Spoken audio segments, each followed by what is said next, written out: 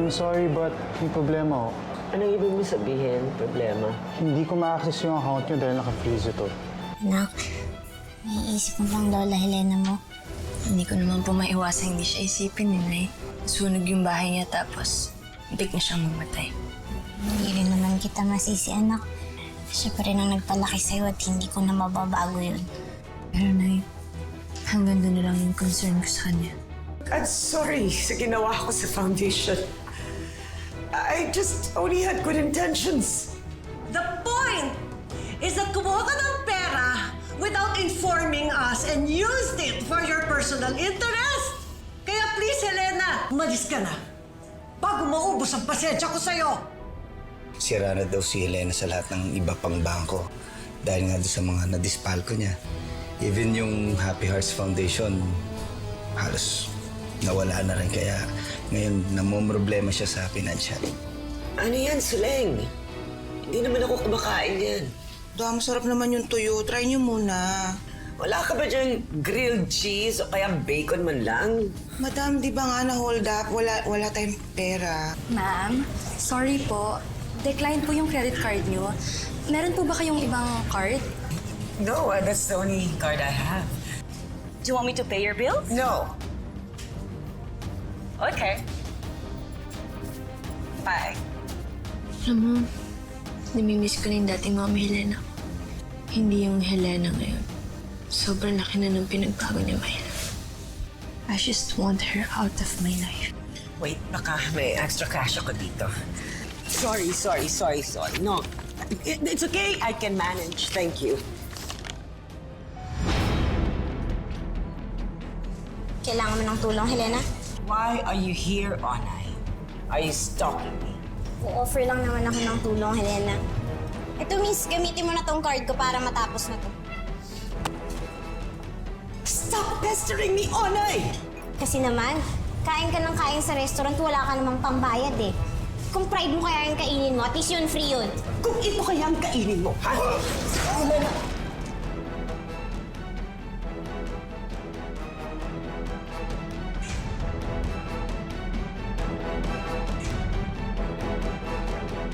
Sir, please. Yan. Yan kasi nakukuha mo sa pakikialam mo eh. Ano, masarap ba, Onay? Ikaw na nga tong tinutulungan, ikaw pa tong galit. Well, I don't need your help.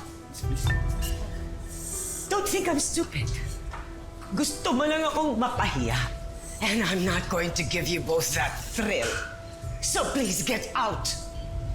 Kabisado mo yung number ko, tawagan mo na ako pag kailangan mo ng tulong. I'd rather die, Onay. Kaysa lumuhod ako at bumaba sa level mo. Hanggang ngayon, mayabang ka pa rin eh, no? Pero para sabihin ko sa'yo, hindi ka na mahirap abutin ngayon, Helena. Dahil ubus na ubus ka na. Wala na sa'yo si Rosemarie, ang bahay mo, ang buhay mo. Pride na nga lang meron ka, kaya ingatan mo yan, ha? Baka pati yan mawala pa sa'yo. Ano yun? Kana, Lucas.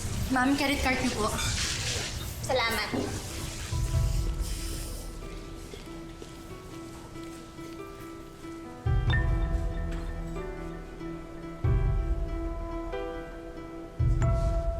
Miss, my card.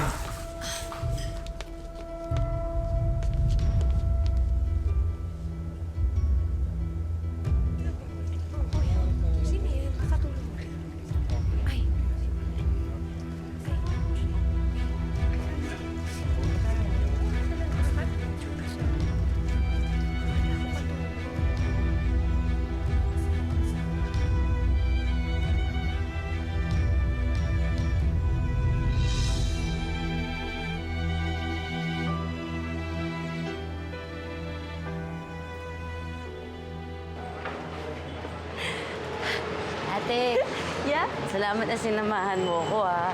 Eh, di din ako sanay mag-shopping na eh. Alam mo naman ako, blouse lang sa ukay-ukay, okay na ako. Ano ba? No biggie. Just ngayon, alam mo na yung taste ko sa fashion. And next time, ikaw naman sasama sa akin sa ukay-ukay. Ay, naku, game ako dyan, no? Marami kang mabibining maganda doon at sobrang mura pa. Talaga?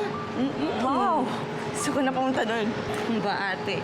Reyna to ng tawaran, no? Laking palengke kaya ako. Sige, turo mo sa akin diskarte, ha? Ako Share bahala mo. sa'yo. Eh,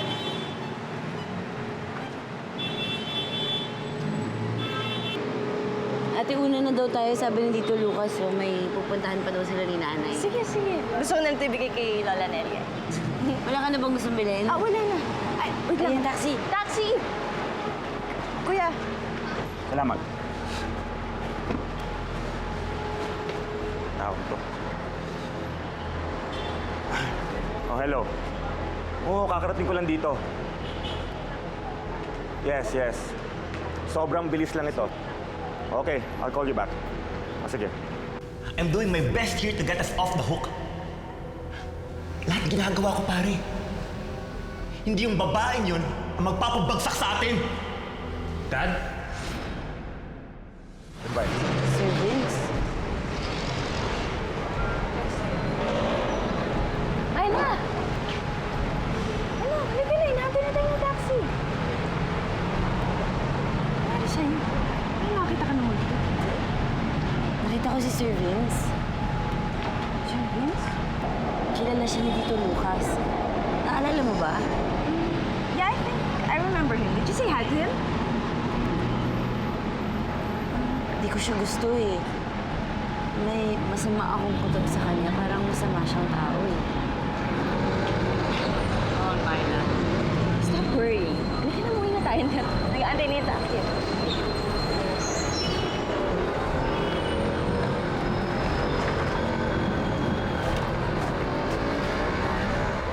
Kuya, let's go. Sinsya ka na, Lucas, ha? Hindi ko naman naisip na mag-i-eskandalo si Helena, eh. Hindi mo naman kinakailangan humingi ng pasensya sa akin. Huwag ka na mag-guilty. Alam mo, sa totoo lang, bilib pa nga ako sa'yo dahil, alam mo yun, hinarap mo siya. Nakaarma na talaga si Helena sa lahat ng ginawa niya. Pero hindi niya pa rin matanggap yung totoo na bumabagsak na siya. Feeling rain na pa rin siya. Alam mo, Onay, bilib pa rin ako sa'yo dahil nakuha mo pa rin isipin si Helena. Alam mo, concerned ka pa rin sa kanya kahit na ganun siya sa'yo. Hindi ko naman kasi maikakaila na siya pa rin ang nanay ni Elvin. Lola pa rin siya ni Rosemarie. Kaya sa tuwing nasasaktan ko siya, alam ko nasasaktan ko rin yung anak ko. Alam mo, Onay, ang napansin ko lang ang pagkakaiba niyo ni Helena. Ikaw may puso ka. Gusto ko pa rin naman maniwala na may katiting na kabutihan pa si Helena. Kukuha ko lang yung hustisya kapag inamin niya lahat ng kasalanan niya. Hindi ako titigil hanggat hindi lumuluhod ang babaeng kapre sa harap ng babaeng duwende. Ang ibig sabihin, Onay, posible pala na patawarin mo ang mga taong nagkasala sa'yo. Ganun ba?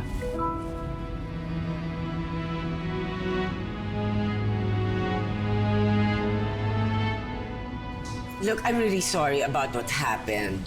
Nananadya lang talaga yung pulilit na yan eh. Ma'am, kasi po medyo malaking trouble yung nangyari kanina. Pati po yung mga ibang customers dito naistorbo dahil po sa pag-iiskandalo nyo. Ako? Nag-iiskandalo? Si Onay nag-iiskandalo. Siyang sisihin niyo. Ma'am, excuse me po, pero labas na po kami sa personal problems nyo. Ang issue po dito, hindi pa rin po nababayaran yung bill ninyo. I know. Can you just give me a second? Wala naman akong balak tumakas.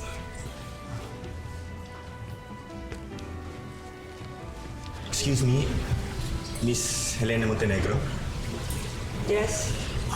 May problema ba dito? Hindi po siya nakapagbayad ng bill kanina. Ikaw bang kinakausap? Intermedida ka? Ano pong problema? Nothing. I'll take care of everything. We're friends, right? We are? Vince, this is Helena. Helena, Vince, Helena. kaibigan ni Lucas. Good to meet you. Hello. Nice to meet you. I'm Vince. Good to meet you. Wait. I met you. You're the family friend of Lucas and Imelda.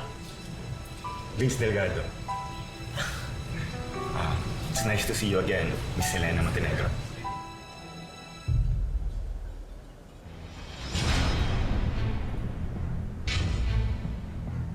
Thank you. No problem. Mark, pasettle na lang yung bill. Okay, sir. Thank you very much, sir. Ma'am, thank you po, and we apologize for the inconvenience. Ikaw, hindi ka ba mag-apologize sa bad manners mo kanina sa akin? Have a pleasant day po, ma'am. Can I join you? Please. Thank you. Ano ka ba naman? Pati waitress, pinapatulan mo. Napakaliit na bagay. Galit talaga ako sa mga maliliit na bagay. Lalo na dun sa maliit na taong Onay na yan. Simula ng pinakasalan niyang anak ko, lalong gumulo ang mundo ko. Wait, we're speaking about Onay? The rape victim? Tama ba ako? Yes. That's right. That one. Imagine, bigla na lang siyang sumulpot dito out of nowhere, offering to help me and pay my bill. Excuse me. Wow, ha? Right. Mayaman na si Onay ngayon. Di ba nagtitinda lang sa palengke yun? Ano ba nangyari? Nanalo siya sa loto? O nahanap niyo mga magulang niyo ng milyonaryo? Wait, di ba close kayo ni Lucas? Well, to be honest, may konting misunderstanding kami ni Lucas. Ang alam ko lang, naghiwalay sila ng asawa niya si Imelda, then he went to the States to fix his marriage. Well, guess what? It looks like hindi na professional ang relationship ni Lucas at ni Onay. Apparently, Lucas is now part of Onay's family. What? Ikaw sabog na sabog ka. Mukha naman nag-enjoy ka eh. Pinatulan mo yun. Tama na! Yung ginawa yun. Tama na! Tama na kasi namin yung babae, pare. Ang importante walang makaalam dito. Kung hindi, makukulong tayong lahat. Diyos na siguro may gusto nitong nangyayari sa atin. Dahil gusto niya makabawi na tayo doon sa mga kasalanan na gawa natin. Sandali. Hindi ko ma-take eh. Sandali, seryoso ka ba dyan? Yes, Si Onay part of Lucas' family? I'm serious. Nakakatawa, di ba? Imagine that. Gwapo-gwapo pa naman ni Lucas. Ewan ko ba kung bakit pa si Onay ang pinatulan niya sa daming babae sa mundo. Huwag mo nang alamin ang bakit.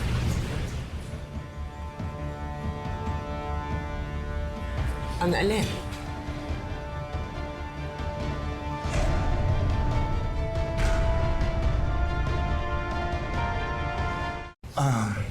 Ayun nga, Helena.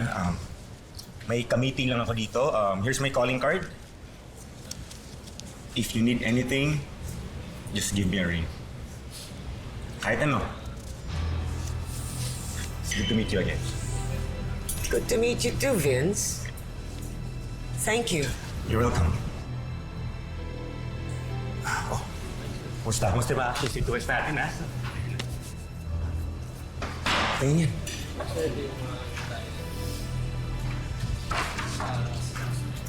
Okay ito, ha? Marami tayong susuklayan, ha?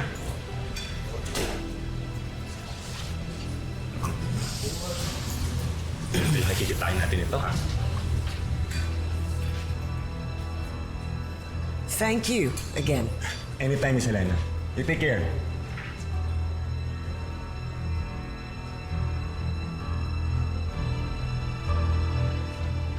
Ringan yan.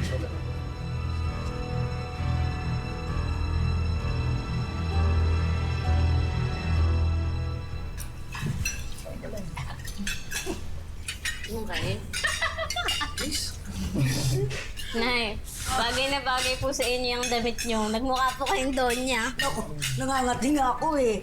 Alam mo naman, hindi ako sanay sa mga ganito eh. Pero bagay, Bagay, Lola. Hindi na kayo. Pretty po, Nay. Lola, hindi mo naman kailangan suotin yan everyday. It's nice to wear something new. Ikaw, pero dalawa na ako. So, Nay, wala naman pong masama sa pagbabago eh. Damit lang naman po yan. Tama naman po yun eh. Tsaka kahit ano naman pong ganda ng damit nyo, kung pangit naman po yung ugali nyo, hindi pangat na rin po kayo. Pero, Naniwala. I agree with you. At dahil dyan, may regalo kami sa iyo, Beshi. so okay? Si ate bumili niyan. Thank you, Natalie. You're welcome. Kiana, I just want to thank you dahil tinuring mo ang sarili mo ng kapatid kong si Maila. And gusto ko rin mag-sorry sa pangbubuli ko sa'yo before and I hope mapatawad mo. Sus! Wala yun. Ang importante na pagsisihan mo na yung mga pagkakamali mo. Tsaka kung sino naman mahal ni Bessie, mahal ko na rin. Sa ibig sabihin, Bessie, darit kita. Ay, gusto ka yan. Nadagdagan na Dahil dyan, eto pa. May isa pa, okay. Nagpura talaga ako agad. I love you too, Natalie!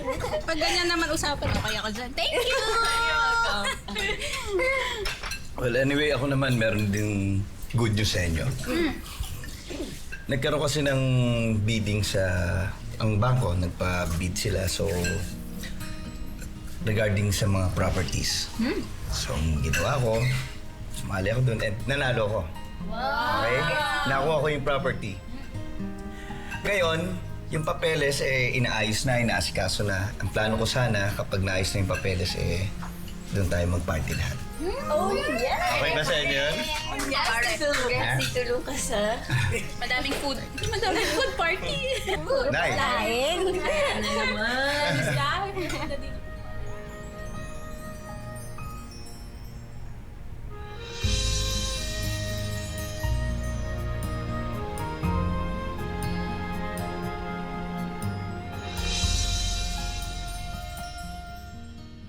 Madam, pang ilang demand letter na po ito. Sige na po, basahin ninyo. Parang pinapaalis na po tayo sa bahay. Bakit ka ba masyadong nagmamarunong, Soleng? I bought this house. I own this house. Walang pwedeng magpalaya sa akin. Pero madam, tumawag po nung isang araw yung bangko tsaka kanina pong umaga. Ang sabi po sa akin na rimata na raw po ito ng bahay kasi nabid na daw po ng bangko. Kaya iba na po yung meme-ari. What? Tinuloy pa rin nila ang auction? Sabi ko magbabayad ako. Madam, nakapagbayad po ba tayo? Huwag mo silang papansinin! Ay, madam! Pag pumunta sila rito, sasampalin ko mga mukha nila ng pera. Madam, may pansasampal ba kayo? What are you trying to say, ha, Soleng? Ay, madam, hindi po ako nagsabi nun. Hindi po ako yung internet po. O, tingnan ninyo, o, madam. O, o. O.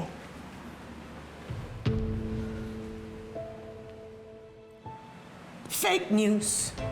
Madam, paano naging fake news? Ang daming likes and shares, o. Soleng, hindi lahat ng may maraming likes and shares, totoo. Masyado ka kasing uto-uto.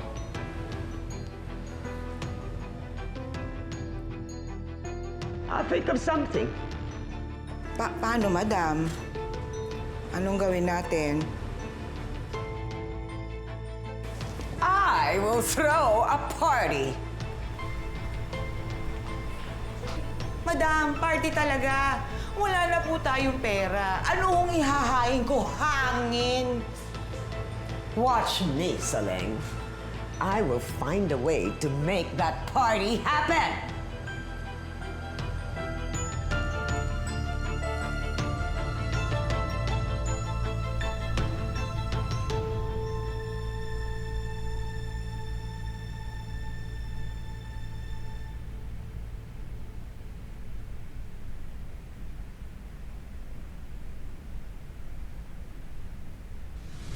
Apat na kayong pinoprotektahan ko ngayon.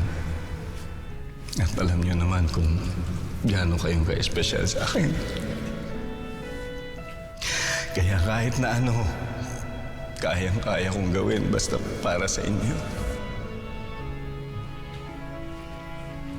Lola, pinapatanong po ni nanay kung may isasabay po kayong damit. Maglalaban na po kami. Wala na. Malungkot na naman po kayo. Naalala ko lang kasi ang lolo mo eh. Kapag nakikita ko kayo magkasama ni Rosemarie. Sayang nga po eh. Hindi niya naabutan na nagkabati kami ni ate. Sana mas nakilala niya pa si ate Rosemarie. Hindi pa niya oras. Marami pa siyang gustong gawin sa buhay niya. Naalala ko nga po, Lola. Kwento sa Hanitay Dante na Gusto niya daw pong mag-ipon nun para makabili siya ng jeep niya pampasada. Para masabi niya na nakapagtrabaho siya ng marangal. Gusto niya, bago kami mamatay, maging proud ako sa kanya.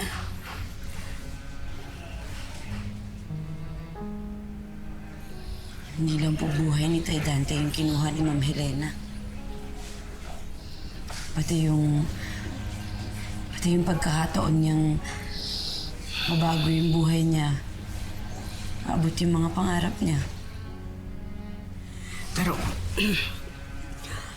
Pero kahit hindi niya nagawa yun,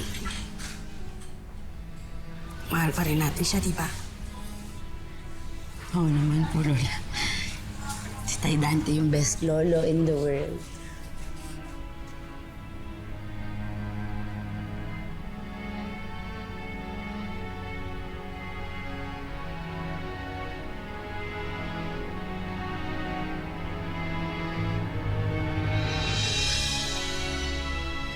Nakakamiss naman.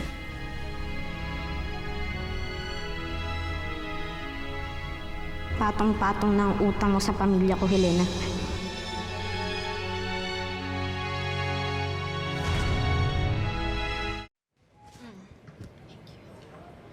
Magpapaparty si Mami sa bahay? Di ba kakasangag lang ng bahay namin? Hindi pa nga siya nakakabawi, gagastos agad siya. Nat, mahirap din naman kasing i-judge sa social media. Malamang nabasa na niya yung mga comments dun sa viral video niya. Plus, may news article pa about her na naghihirap na daw siya. Eh bakit naman siya maapektuhan kung hindi naman totoo? Probably it's true. Kasi sabi sa akin ni Mommy, frozen na daw lahat ng bank accounts niyo. What? Bakit? Remember nung kwento ko sa'yo na nag-aaway sila? They found out na Tita Helena is using the foundation's money for her own investments.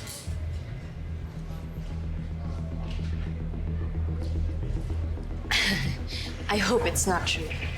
Wala na ba siyang konsensya? Pati pera na may hirap at may sakit? Nanakawin niya, ganun? Well, nakapatay na nga siya ng tao eh, so I guess... At ano? Magmamayabang pa siya.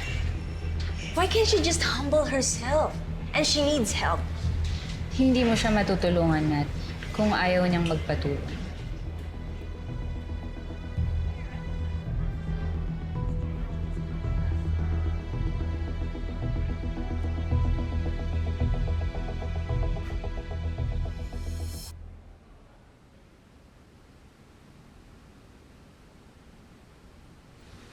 I remember that day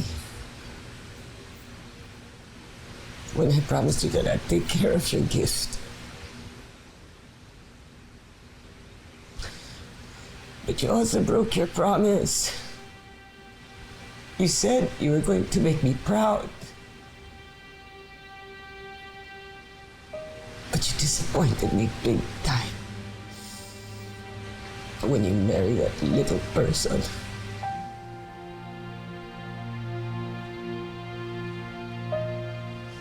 Pareho lang kayo ni Natalie.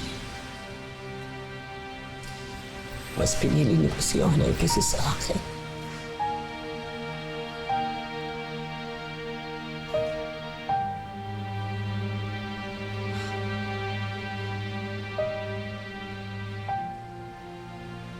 I'm sorry, anak. Kailangan lang talaga ni Mami ng pera.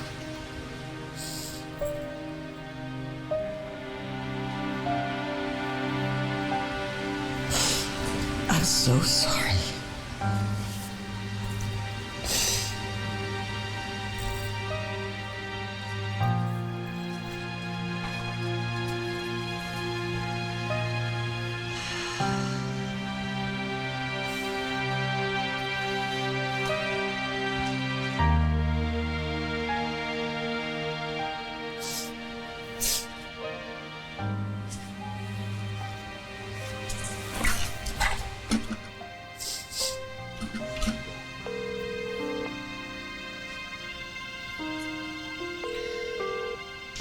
Hello, Monique. Yes, it's me, Helena. How are you? I heard the news. Is it true? I'm not going to answer that question. But you'll be happy to hear what I'm going to tell you. Do you remember that necklace that my son gave me? Yes, that one. The expensive one. Yung pinapresyohan mong mas mahal kasi sa original. You remember? Yes, how can I forget that beautiful piece? Do you want it? Name your price, Helena.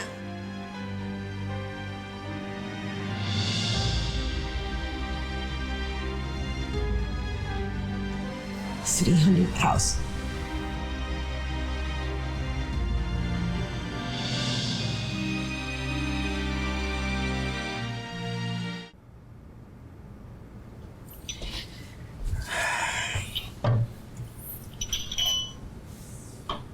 Wine, Onay?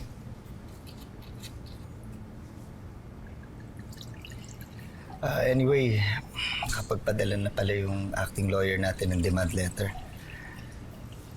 At pinakiusap ko na lang doon sa kaibigan ko para hindi makahalata si Helena. So ngayon, you have all the rights anytime na gusto mo siyang paalisin doon sa property dahil unang-una, sa'yo na yung property na yun. Sa papel lang naman yun, Lucas eh. Hindi ko naman maaangkin yun sa'yo yun. Ano ka ba, Onay? Bigay ko yun sa'yo. At wala akong hinihinging kapalit doon. Okay? Naman ko, Lucas. Naguguluhan pa rin ako eh. Natatakot.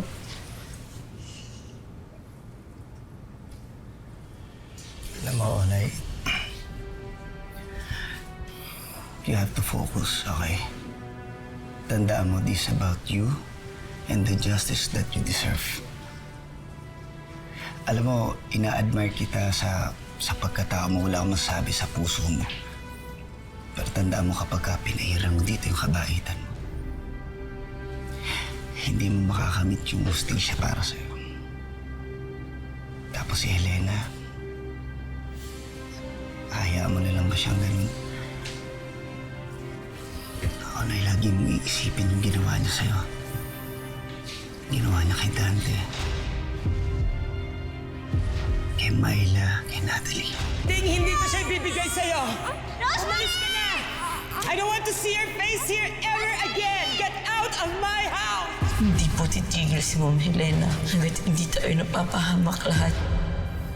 Lagi mong tatandaan yan, okay? Tama ka, Lucas. Hanggat nasa poder ko si Rosemarie, hindi niya ako titigilan pati ang pamilya ko.